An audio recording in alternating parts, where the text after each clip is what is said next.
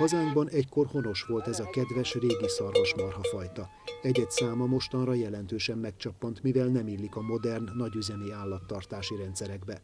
A folyamat belátható időn belül az eltűnéséhez vezethet, pedig ez a hagyományos fajta olyan értékeket, tulajdonságokat hordoz, amelyek miatt lényeges a megmentése, állományának fenntartása.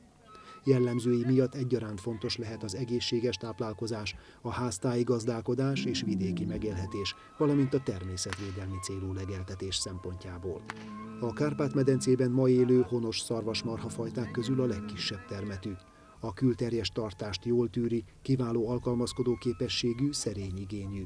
Tejhozama az intenzív fajtákéhoz viszonyítva kisebb, ám teje kiemelkedő beltartalmi értékű, zsír és fehérje tartalma magas. Szelíd, átengedő természetű fajta, a háztáji állattartásban is könnyen kezelhető. Hagyományosan kettős hasznosítású hús és tejhaszonra egyaránt érdemes tartani. Jó tulajdonságai lehetőséget adnak egy harmadik haszonvételre, az igáztatásra. A kárpáti bosderes fajta Magyarországon az önellátásban és a jó minőségű helyi termék előállításban egyaránt fontos szerepet kaphat.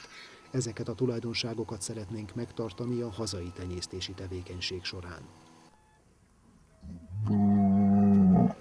A kárpáti bosderes a 20. század közepén Magyarországon még jelen volt, de a mezőgazdaság szerkezetének átalakításával és a háztáji szarvasmarhatartás eltűnésével mára a feledés homályába merült. Létszáma ma Ukrajnában és Romániában is folyamatosan csökken.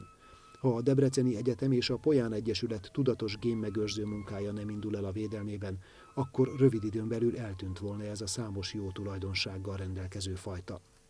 A kárpáti bosderes megőrzését úgynevezett in situ, azaz használat során folytatott génmegőrzéssel tervezzük elérni. Más szóval az állatokat szeretnénk újból elterjeszteni falvainkban, a háztáji és kisebb gazdaságokban. A fajta jó tulajdonságai elsősorban azok számára lehetnek fontosak, akik a fenntartható természetes gazdálkodás hívei.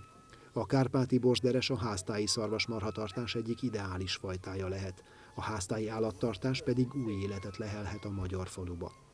A háztáji nem csupán jövedelmet biztosít, visszaadhatja a vidéki ember önbecsülését, feleleveníti a régi tudást, és újra azzá teheti a falut, ami régen volt, a város éléskamrájává.